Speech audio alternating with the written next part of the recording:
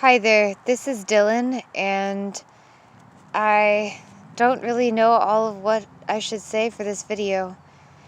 I'm currently in a really beautiful place, a little town in Oregon. We left where we were before in southern Oregon and have moved a bit more north, and we're more comfortable where we are now by a lot, even though it's not ideal. Currently, we are just kind of traveling around the surrounding areas of the place. And like I said, we're in this beautiful little town right now in this grove of trees. And really not sure what to say. So we posted a community post saying that we are undergoing a radical internal change as part of our integration process, that we're concerned that we would seem really different to you guys in comments, and also in videos now that we're making another video. And we were afraid that you guys might misunderstand and think that we had been reaccessed and reprogrammed. I know better at this point in my recovery than to speak with certainty, saying that I'm not still being accessed in any way. However, I really do feel that this is an outrageously positive change, that any accessing I am experiencing is relatively minimal. The last real horror around accessing that I'm aware of was back in Lodi, where we were in an apartment that was being paid for by our husband's parents before we went our separate ways. And there was something that happened there, something in particular. There was more than one thing, but something in particular that was really horrible that I'm really not able to talk about at this point still. It's too painful. I'm still processing too much around it.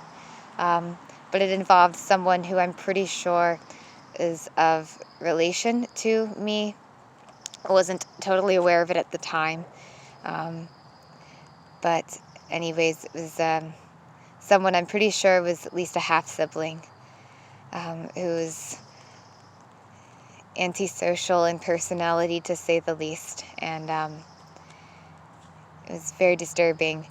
But anyways, since then, I don't know of anything extreme. I know of times where, like, I was in a coffee shop and someone who I'm sure was cult came up to me and coerced me into helping them with something, and they were really weird towards me and really triggering the whole time, and I felt very violated because I didn't feel like I could actually pull myself away immediately, but then I did, and then I had a huge meltdown or something like that. And it was all very traumatic, but, as far as I know, I wasn't taken to any, underground bases where I was put in the films and things like that, As far as I know, I have not gone on any missions to other places and, been to other countries that I didn't know about in any recent times and anything like that. As far as I know, I hadn't even left California in a while, until just recently.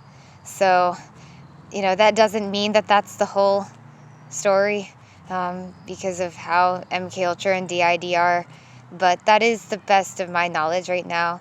And as this is with this interchange, this is outstandingly positive. I don't have the words to express how incredible this is.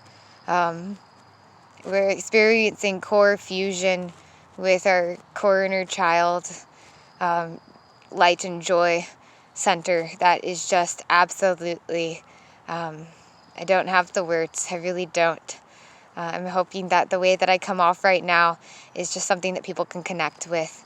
Something I've been thinking about a lot about this channel is how I don't imagine that much of this is comprehensible to people unless they are of high empathy, or have experienced this really directly themselves, this kind of thing.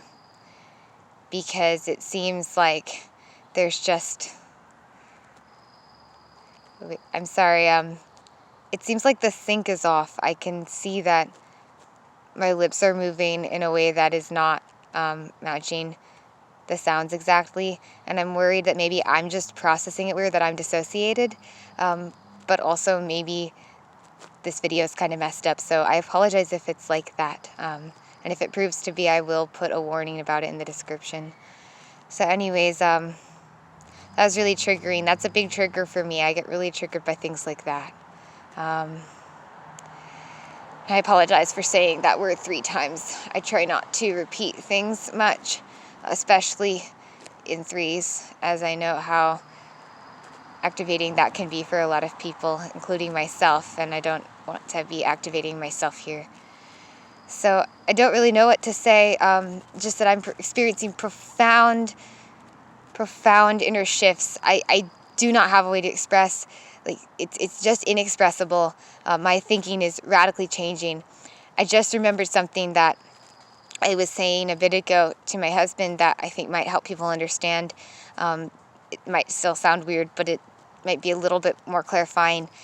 This is going to be very triggering, though, for anybody who's been through REMC. So you might want to be really careful with this part of the video if you're a survivor or think you might be.